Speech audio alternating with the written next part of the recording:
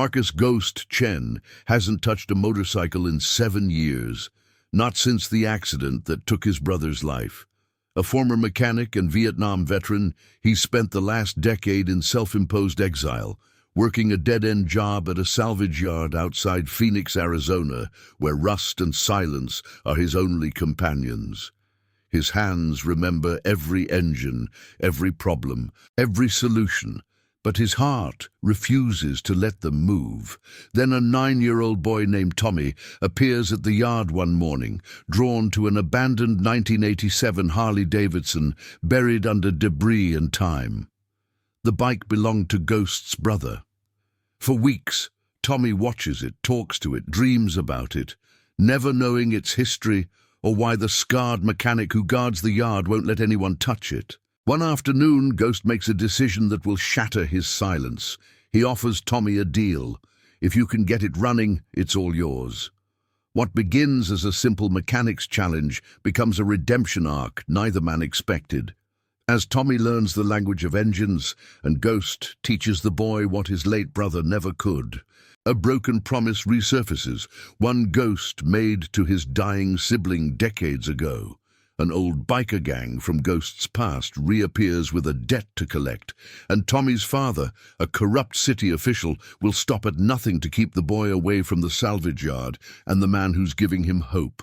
By the final chapter, Ghost must choose between the silence that's protected him and the promise that could save a child. Because sometimes the most powerful machines aren't built with metal and fuel, they're built with second chances. The desert sun hammered down on Phoenix like a judge's gavel, relentless and without mercy. Marcus Ghost Chen stood knee-deep in a graveyard of metal, twisted frames, blown engines, corroded frames stacked like the bones of forgotten dreams. The salvage yard sprawled across 12 acres, and every inch of it smelled like oil, regret, and time. He was sorting through a pile of transmission parts when he first noticed the boy.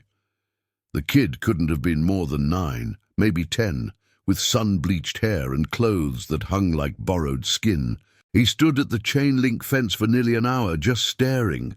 Ghost had seen curiosity before, desperate people searching for cheap parts, collectors hunting hidden treasure. But this was different. The boy wasn't looking at anything specific. He was looking for something. Ghost ignored him. That was the rule he'd written 7 years ago. Don't engage, don't remember, don't feel. But the boy came back the next day, and the day after that. By the 3rd visit, Ghost realized the kid wasn't searching the yard at all. He was focused on one section, the northeast corner where Ghost kept the machines he couldn't bring himself to sell. The bikes that mattered, the ones with stories attached like chains. That's where the Harley-Davidson sat, buried under a tarp so weathered it had turned the color of old bruises. The engine had seized years ago. The leather seat had cracked into 1,000 tiny canyons. The chrome was a graveyard of fingerprints and dust. Ghost hadn't started it in 7 years, hadn't even looked at it directly in 5. His brother's bike, on the 4th day, Ghost walked over to the fence where the boy was pressing his small face against the chain link. "You lost, kid." The boy didn't flinch.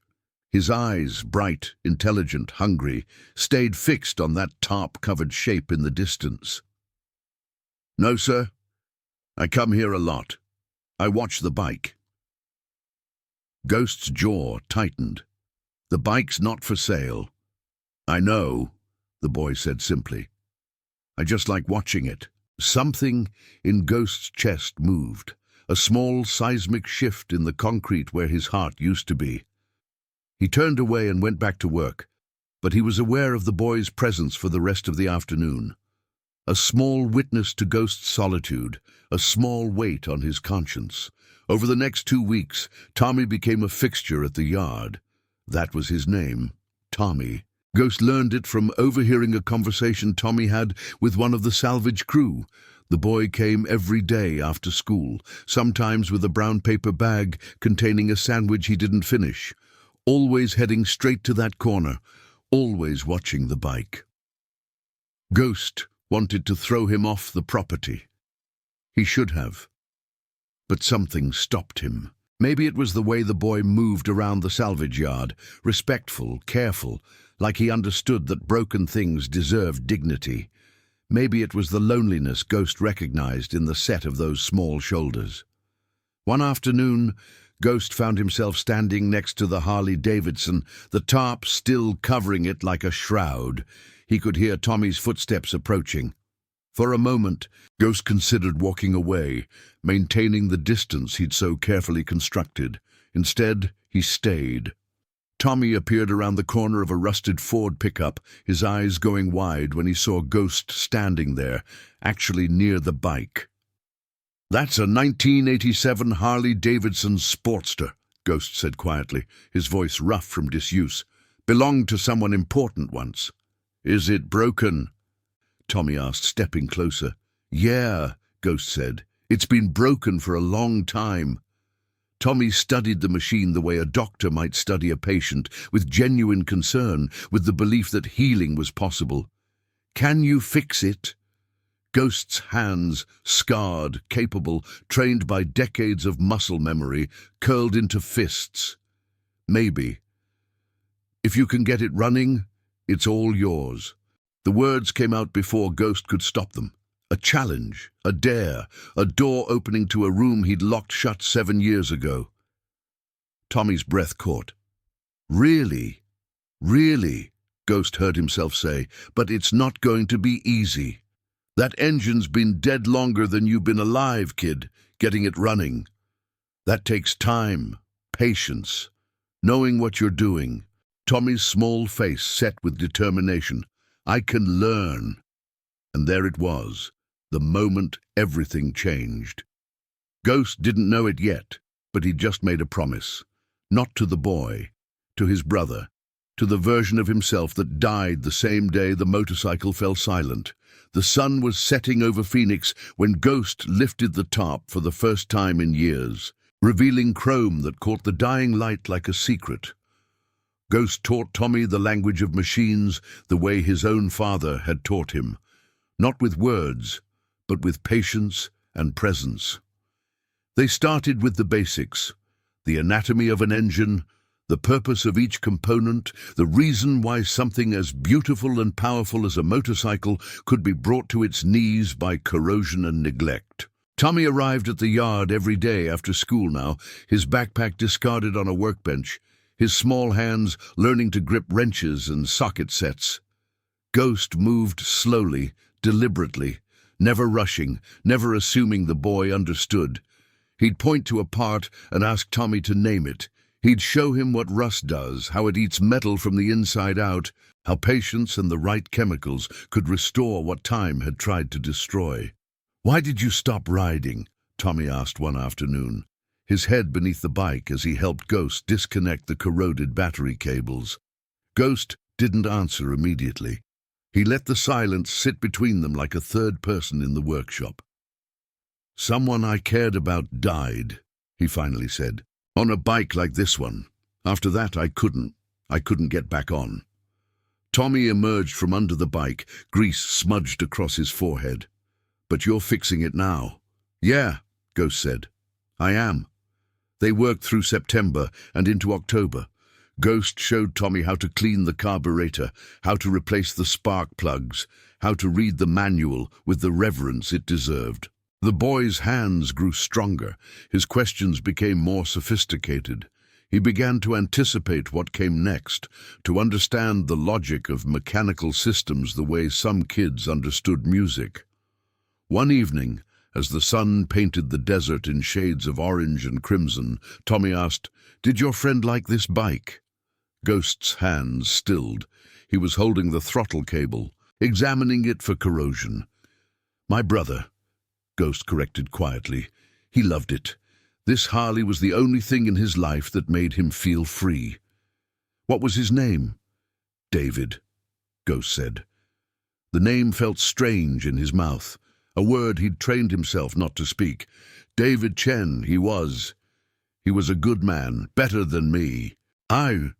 Tommy considered this with the gravity of a child who'd already learned that the world could be cruel. "Then it's good you're fixing his bike." So he's not forgotten. That night, Ghost sat alone in his apartment above the salvage yard office, a small studio that smelled like old coffee and isolation. He pulled out a photograph he hadn't looked at in 7 years, David on the Harley, sunlight catching his teeth as he grinned at the camera. David was 23 in the photo. He'd been 24 when he crashed. Ghost was 47 now. He'd lived nearly twice as long as his brother, and he'd spent most of those years trying not to live at all. He looked at David smile and thought about Tommy, about how the boy was already teaching Ghost something David never got the chance to. That broken things could still have value. That redemption wasn't about forgetting, it was about remembering in a way that served the living. The next morning, Ghost made a decision. He pulled out an old ledger from a locked drawer in the office, a ledger that contained names he'd sworn he'd never call again. The Nomads, his old crew, men he'd ridden with in the 80s and 90s before the accident, before he'd cut all ties and retreated into silence. He had one name circled in red, Marcus Trigger Wallace, former president of the Phoenix chapter. Ghost hadn't spoken to him in nearly a decade, but Trigger would understand what Ghost was trying to do, and more importantly, Trigger would know if there was anyone from the old days who might be looking for him, anyone with a score to settle, anyone who remembered the debts Ghost had left unpaid when he disappeared. Because as Ghost was beginning to understand, you couldn't simply opt out of your past. You could only choose whether to face it or let it face you. He picked up the phone and made the call. Trigger's voice sounded like gravel and cigarettes, unchanged by 7 years of silence.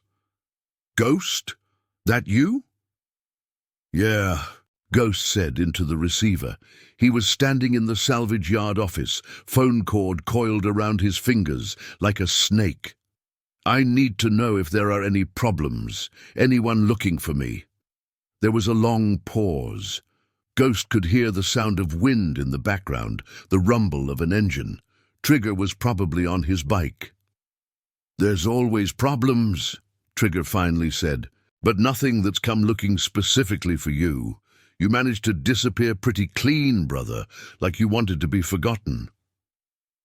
"I needed to be," Ghost said. "I know." We all understood about David. Trigger's voice softened slightly. "Lost my brother too way back. Different circumstances, but—" "Yeah, I get it."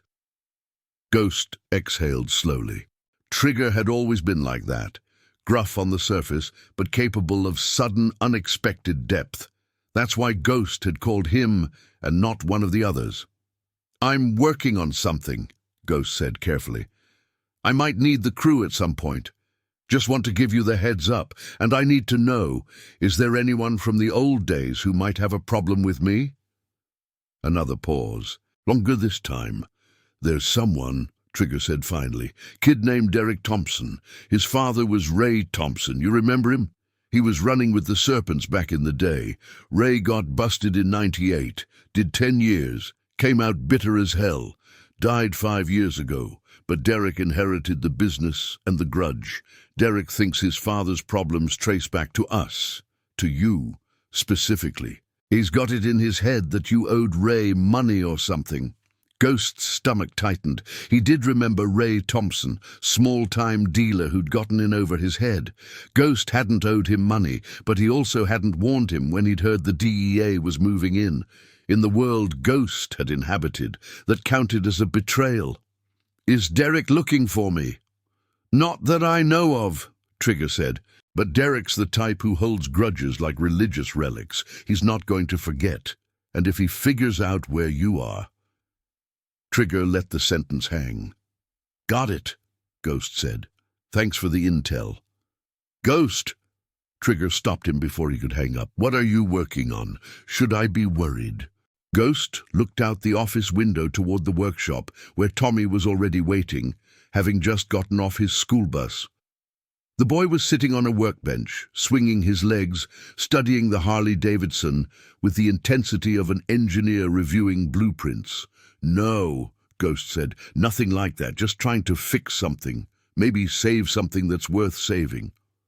That's good, man, Trigger said, and Ghost could hear something like approval in his voice. That's really good.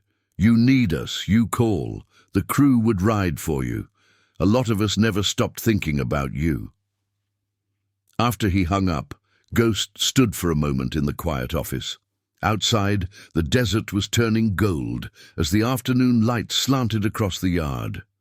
He thought about Derek Thompson, about old debts, about the way the past had a habit of circling back.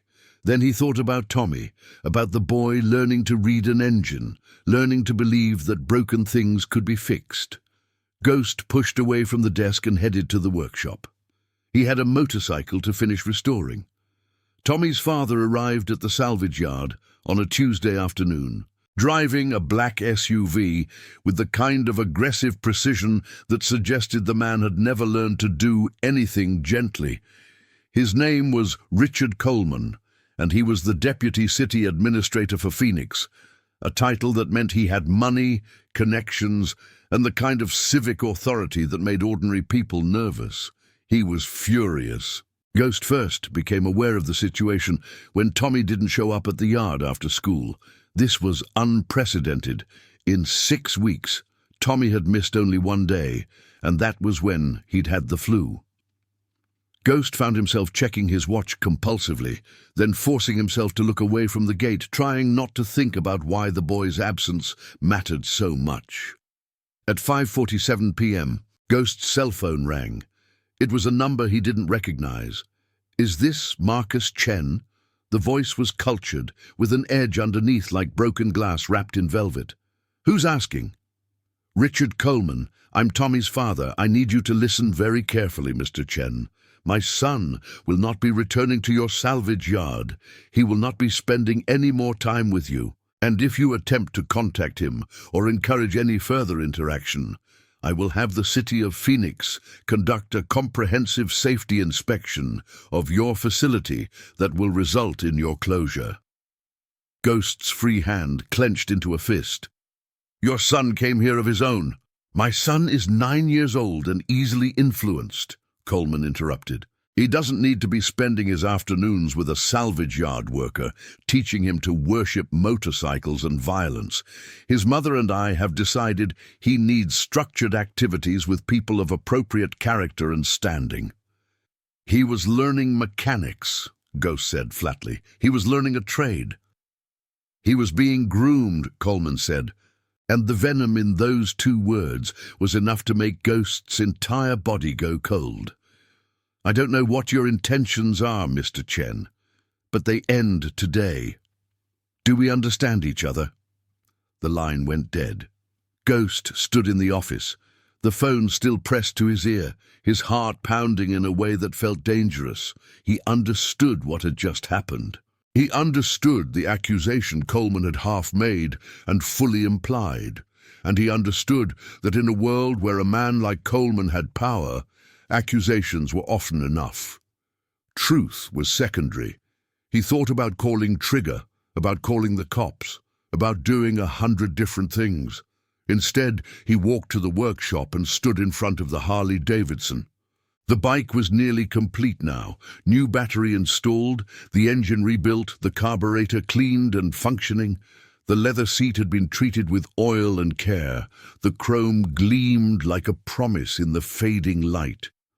All that remained was a test run, to fire up the engine and confirm that Ghost's work had been successful. He'd been planning to do that test run with Tommy watching. He'd imagined the boy's face when the engine roared to life, when he realized that his patience and learning and belief had resulted in resurrection. That moment wasn't going to happen now. Ghost sat down on the concrete floor next to the bike and did something he rarely allowed himself to do. He wept, not dramatically, not with sound, but with the kind of deep, silent tears that come from a place so buried you're not sure you still have access to it. He wept for David, he wept for himself, he wept for Tommy, trapped in a world where his own father's fear and shame would prevent him from exploring who he might become. And he wept because Ghost finally understood what he'd been running from all these years. Not the memory of David's death, but the possibility of failing someone else. The sun had completely set by the time Ghost pulled himself up off the floor. His hands were shaking, but his mind was clear. He had a choice to make. He could fold. He could retreat back into silence, put the Harley in storage, return to the dead-end existence he'd constructed. Or he could fight. Ghost walked to the workbench and picked up the socket wrench. He looked at the Harley-Davidson, at the redemption David had never gotten to complete, and he made a decision that would change everything. He was going to start the engine tonight. And then he was going to go find Tommy and show that boy exactly what they'd built together. Because Marcus Ghost Chen had run from his past for 7 years, and he was finished running. The sound a motorcycle engine makes when it comes back to life after 7 years is almost transcendent. A cough, a sputter, a rumble that seems to come from somewhere deeper than the machine itself. Ghost stood in the dark workshop, his hands on the ignition, his breath held in his chest like a prayer. The Harley-Davidson caught on the second try. The engine roared to life, black smoke curling from the exhaust, the idle rough but present, alive. For a moment, Ghost couldn't breathe. 7 years, 7 years of silence and the sound of his brother's ghost. And now this. Vindication, resurrection, the physical proof that what had been broken could be made whole. He let it run for 5 minutes, then shut it down. Perfect. Ghost cleaned his hands with methodical precision, then made his decision. He knew where Tommy lived. The boy had mentioned his address once in that casual way kids do when they're talking about their world. Westwood Avenue, in a neighborhood of clean streets and houses that all looked slightly too perfect. He pulled his truck around to the front of the salvage yard and loaded the Harley carefully into the bed, securing it with precision.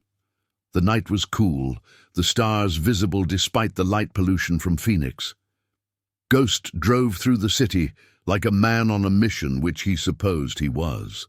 Westwood Avenue was exactly what he'd expected, tree-lined, quiet, filled with cars that cost more than he made in a year.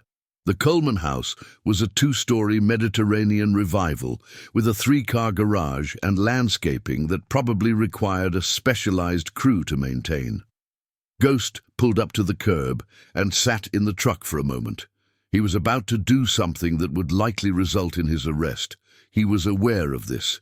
He was choosing to do it anyway. He cut the engine and walked to the front door.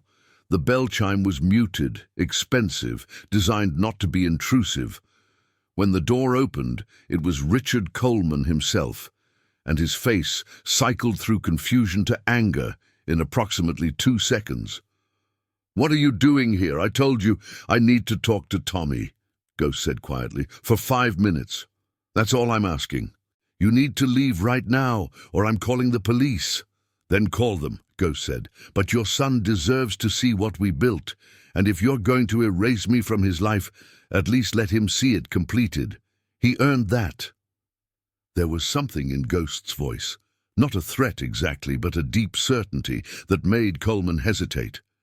For just a second, but long enough.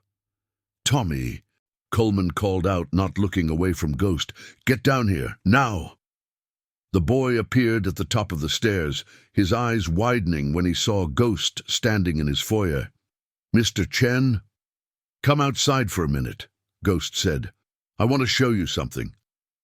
Tommy looked at his father, then back at Ghost, conflict playing across his young face like storm clouds. Richard Coleman's jaw was clenched so tight Ghost thought it might break.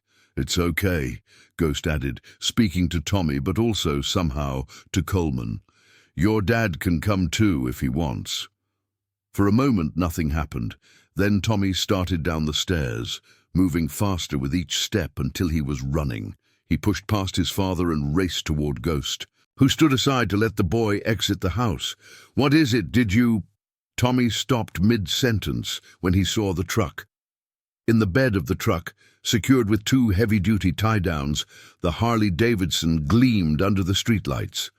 The chrome caught the light like captured stars. The leather seat was rich and dark. The engine was clean, the paint perfect, the machine reborn. "She's running," Ghost said quietly. "We did it, kid. She's running." Tommy's hand went to his mouth. His eyes filled with tears. Not sad tears, but the kind of tears that come from witnessing something beautiful and true. He walked slowly to the truck, approaching the Harley the way someone might approach a shrine. "You did this," Tommy whispered. "We did this," Ghost corrected. "Every piece of knowledge you learned, every part of this bike that you helped restore, this is yours and mine together." Behind them, Richard Coleman had followed them outside, his face a mask of controlled fury. "Get that motorcycle away from my house." But Tommy wasn't listening to his father. He was staring at the Harley Davidson, and Ghost could see it in his face. The exact moment the boy understood that the world was larger than his father's fear, that some things were worth reaching for even when you were told not to. "Thank you," Tommy said, turning to Ghost with wonder in his eyes. "Thank you for showing me." Ghost reached out and ruffled the boy's hair, a gesture so simple and so full of paternal tenderness that it would later become the central image in the story people told about this night. "You're going to do great things, kid. Don't let anyone convince you otherwise." "Tommy, get back inside," Coleman said, but there was something defeated in his voice now, as if he'd already lost the battle he thought he was winning. Ghost climbed back into the truck. He looked at Richard Coleman for a long moment, and something in that look, something that spoke of grief survived, of strength earned, of a man who'd already lost everything worth losing, and therefore had nothing left to fear, made Coleman take a step backward. Ghost started the engine. As he pulled away from the curb, he could see Tommy in the side mirror, watching the truck disappear into the night, his small hand raised in a wave that was part goodbye and part promise. The boy had seen the machine run. The boy had witnessed the completion of their work together, and no amount of wealth or authority could take that memory away. Ghost had been expecting trouble, but he hadn't expected it to arrive on 6 motorcycles. Derek Thompson's crew rolled into the salvage yard at dawn on Friday. 6 bikes painted in the colors of the Serpent's Tail MC, a small outlaw club that had been on the fringes of Phoenix's underworld for years. Derek was easy to spot, mid-40s, muscled in the way that comes from prison weight rooms, a scar running from his left eye to his jaw. Ghost was already in the workshop when he heard the engines. He'd been working since 3 a.m., unable to sleep, unable to stop his hands from moving. He stepped out into the pale morning light and watched as the 6 bikers cut their engines in a loose semicircle. "Marcus Chen," Derek called out, his voice carrying the kind of confidence that comes from believing you have right on your side. "That's me." Derek climbed off his bike with deliberate slowness, a performance of dominance. "My father talked about you before he died, Ray Thompson. You remember him?" Ghost nodded. He wasn't going to lie. That had never been his way. "Ray said you betrayed him," Derek continued, moving closer. "Said you knew the feds were coming and didn't warn him. Said he did 10 years because of you." "Your father made his own choices," Ghost said quietly. "I didn't make them for him." "But you didn't help him either," Derek said. "When he needed his brothers, you disappeared." This was the moment where Ghost could have fought. He was larger than Derek, and he'd been training since David died, not because he wanted to fight, but because pain channeled into physical exertion was better than pain channeled into nothing. He could have probably handled Derek and maybe 1 or 2 of the others before the situation spiraled into real violence. But Ghost was done with violence. He was done with the version of himself that had inhabited the world of the nomads. "You're right," Ghost said. "Your father asked for help and I wasn't there. That's a debt I carry. If you want satisfaction, I'm not going to stop you, but I'm also not going to give you an excuse to hurt someone who doesn't deserve it." Derek stopped 3 feet away. His right hand was flexed, ready. "You owe me, Chen. I do, Ghost agreed, and I'm willing to settle it. But we do this clean, just you and me. Your boys stay out of it. For a moment, Derek seemed to be weighing this. Then he smiled, a smile that suggested he'd gotten exactly what he wanted. I don't want to fight you, Derek said. I want to talk to you about a job. Ghost felt his entire body tense. This was worse than violence. Violence was honest. I'm not interested, Ghost said flatly. You haven't heard what it is yet. Derek replied, See, my father was a small player. But I'm thinking bigger. I've got connections, I've got resources, and I've got a crew that's capable of doing serious work. And I need someone who knows how to move quietly, how to disappear, how to not leave traces, someone like you. No, you didn't even listen. I don't need to listen, Ghost said. I'm not interested in that life anymore. I haven't been for 7 years. Derek's smile widened. What if I make it interesting? What if I tell you I know about the boy who comes here? Tommy something or other. What if I tell you I've been watching? What if I tell you that working with me is the best way to make sure nothing happens to that kid's happy little suburban life? The change that came over Ghost's face was visible and terrifying. The moment his 7 years of carefully constructed peace shattered. When he spoke, his voice was quiet, but it carried the weight of absolute conviction. If you ever come near that boy again, if you ever even think about him, I will spend the rest of my life making sure you regret it. I don't care about debts. I don't care about satisfaction. I care about that kid. And you threatening him just bought you an enemy that doesn't have anything left to lose. Derek's smile faded. For the first time, he looked uncertain.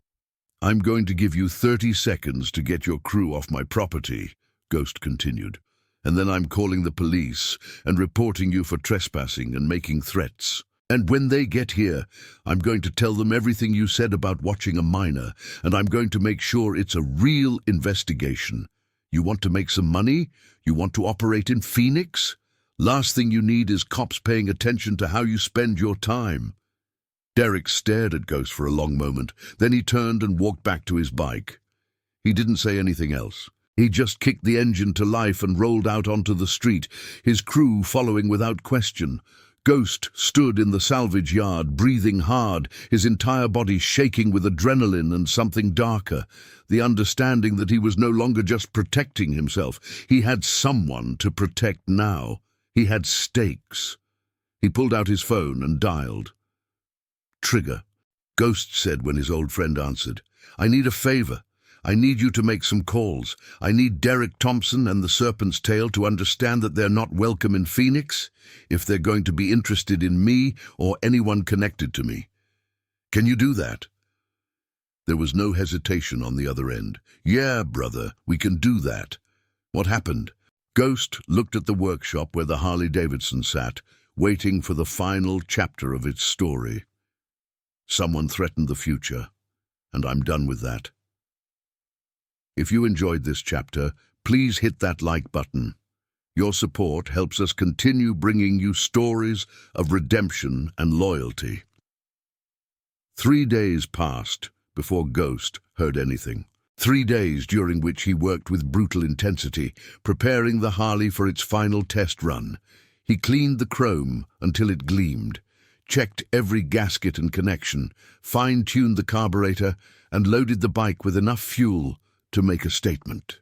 On the 4th day, Tommy appeared at the gate. Ghost's heart nearly stopped. The boy was alone, which was dangerous in multiple ways. He was also carrying a backpack and looking around nervously, like a kid who'd planned this visit carefully and was hoping his father didn't find out. Tommy, Ghost said, walking quickly to the gate. How did you get here? I told my dad I was at school late for a club meeting, Tommy said quickly. I have maybe an hour before he picks me up. Mr. Chen, I heard my parents talking. My dad is trying to get the city to shut down the salvage yard. He's saying it's a safety hazard and that you're operating without the right permits. Ghost felt something cold settle in his stomach. He'd expected this. Richard Coleman was the type of man who used bureaucracy like a weapon, who who understood that you could destroy a person through paperwork and regulations just as effectively as you could destroy them through violence. "It's okay, buddy," Ghost said, though it wasn't okay at all. "Your dad's just trying to protect you the way he knows how." "But he doesn't understand," Tommy said, with the kind of passionate certainty only a child could muster. "He doesn't understand that you're helping people, that you're teaching me something real." Ghost reached through the fence and placed a hand on the boy's shoulder. "Sometimes adults make choices because they're scared. Your dad loves you. He just doesn't understand that part of loving someone is letting them learn and grow, even when it's scary." "Is he going to shut down the yard?" Tommy asked. Ghost didn't lie. "Maybe. Probably. Your dad has a lot of power, and he's not going to stop until he gets what he wants." "Then we need to do the test run now," Tommy said. "We need to ride the Harley before he can take it away." "I can't let you do that, kid," Ghost said gently. "Even if it were legal, which it's not. You're too young. I can't put you in a position where you're defying your father."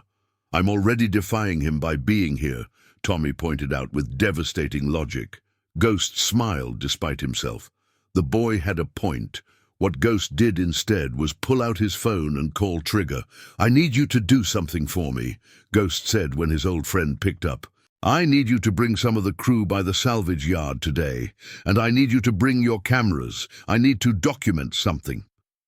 An hour later, 5 members of the Nomads MC rolled into the salvage yard. Trigger on point, with 4 others Ghost recognized from his previous life. They set up their phones and cameras on tripods, and Ghost carefully wheeled the Harley-Davidson out into the center of the yard.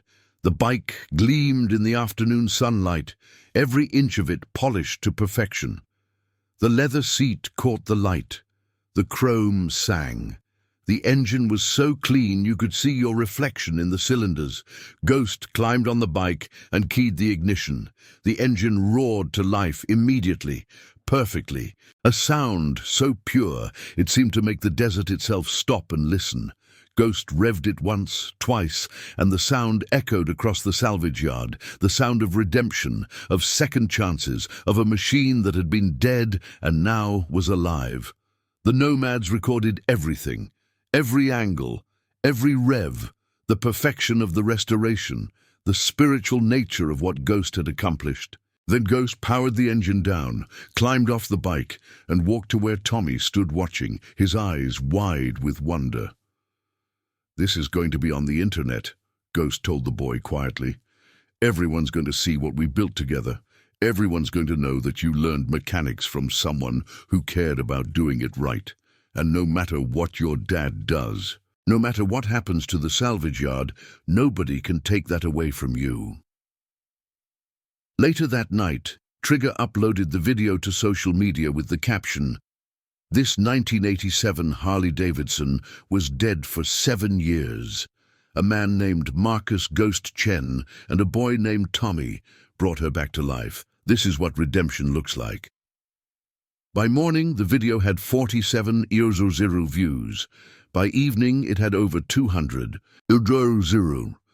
By the end of the week, it had gone viral. News outlets picking up the story, people commenting about the beauty of it, the simplicity and power of one man and one boy learning the language of machines together. Richard Coleman couldn't shut down the salvage yard after that. The publicity made it impossible. How would it look for the deputy city administrator to target a restored garage run by a veteran teaching neighborhood children about mechanics? How would that play in the press? Ghost knew he hadn't won anything permanent. Nothing was ever permanent. But he'd bought time. He'd created a record. He'd made it so that if anything happened to him, the world would know why. 6 months later, on a morning when the desert was still cool and the sky was the color of promises, Tommy turned 10. His father had allowed him to come to the salvage yard, a decision that seemed to have cost Richard Coleman considerable internal struggle. but one he'd ultimately made, perhaps recognizing that his son had inherited something that authority and wealth couldn't suppress, a will to grow. Ghost had prepared the Harley carefully. He'd had it inspected by a professional mechanic, had the tires replaced with fresh rubber, had tuned the engine to absolute perfection. The bike gleamed like a resurrection, like a prayer answered. "Are you ready?" Ghost asked Tommy, handing him a helmet. "I thought you said I was too young to ride," Tommy said, grinning. "You are," Ghost said. "But I also think there are moments in a person's life that matter more than the rules. And I think your 10th birthday, standing here with a motorcycle that you helped restore, with a man who cares about your future, I think this matters more than the rules." They didn't go far, just around the perimeter of the salvage yard, and Ghost handling the bike with the careful precision of someone transporting something precious. But Tommy felt every inch of it, the rumble of the engine beneath him, the wind on his face, the sense of liberation and possibility that comes from riding a machine you've personally brought back from death. When they came to a stop, Tommy was crying, though he was smiling. "That was the best day of my life," he whispered. Ghost reached back and placed a hand on the boy's shoulder. "It's the first of many good days, kid. You're going to do incredible things. I don't know what they are yet, but I know it's true because I've seen who you are. You're someone who doesn't quit. You're someone who believes broken things can be fixed. That's rare. Hold on to that." By the end of the day, Richard Coleman came to collect his son. He stood in the salvage yard, looking at the Harley Davidson, at the workshop, at Ghost's weathered face. And something in his expression shifted. Perhaps he saw in Ghost not a threat to his son, but a kind of mirror. Another man trying to protect the people he loved, just using different tools. "He talks about you constantly," Coleman said quietly. "About what he's learned here, about believing in things." Ghost didn't respond, but he didn't need to. The acceptance was already there in Coleman's voice. As Tommy was leaving, he pressed something into Ghost's hand, a drawing. It was rough, done by a child's hand, but unmistakable. The salvage yard, the Harley Davidson, and two figures standing beside it. One larger, one smaller. Connected. That night, Ghost hung the drawing on the wall of his apartment. Then he sat down at his desk, pulled out a piece of paper, and began writing a letter to David. "Brother," he wrote in his careful handwriting, "I finally understand what you were trying to tell me before the accident. You said the Harley wasn't just about freedom. It was about giving other people a reason to believe in transformation. It's taken me 7 years to understand that. But there's a kid named Tommy who now understands it too. He'll carry it forward, and through him your legacy lives. Your death wasn't pointless. Your life meant something, and the life you inspired, mine, and now his. That means something too. I'm finally ready to live again. Thank you for that. I'll see you someday, but not yet. There's still work to do." Ghost sealed the letter in an envelope, walked to the small cemetery on the outskirts of Phoenix, and placed it on David's grave.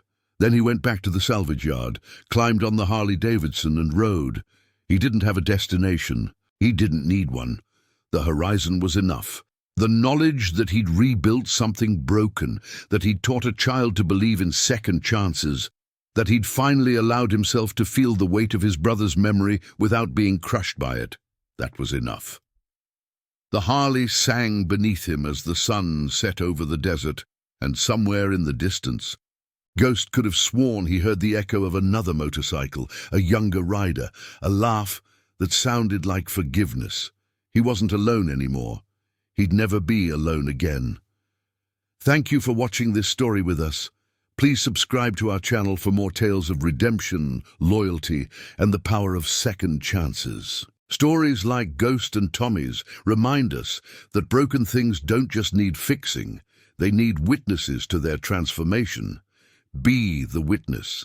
Share this story. And most importantly, believe in the possibility of redemption in your own life.